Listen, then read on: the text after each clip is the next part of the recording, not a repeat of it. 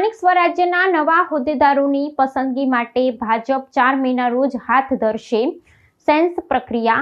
Mayor અને પ્રમુખ પદ માટે કવાયત તેજ.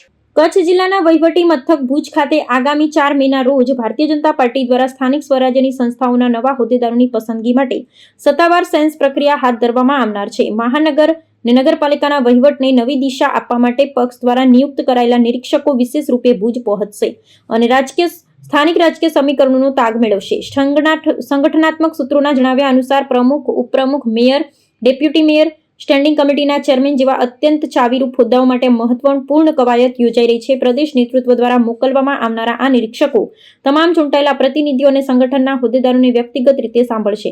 આ 1-to-1 પરામર્શ થકી પક્ષ સ્થાનિક આગેવાનોનો જોક જાણવાનો પ્રયાસ કરશે અને સૌથી સક્ષમ તથા સ્વીકૃત ઉમેદવારની પસંદગી સુનિશ્ચિત કરશે. દિવસ પર ચાલનારી આ નિરીક્ષણ પ્રક્રિયાના અંતે નિરીક્ષકો દરેક મહત્વપૂર્ણ પદ માટે 3 દાવેદારોની એક શોર્ટ લિસ્ટ પેનલ તૈયાર કરશે. આ પેનલ અને સ્થાનિક રાજકીય સ્થિતિનો ગોપનીય અહેવાલ પ્રદેશ ભાજપ હાઈકમાન્ડને મોકલી આપવામાં આવશે, જેની સમીક્ષા કર્યા બાદ રાજ્ય સ્તરનું નેતૃત્વ નવા હોદ્દેદારોના નામો પર આખરી મોહર મારશે.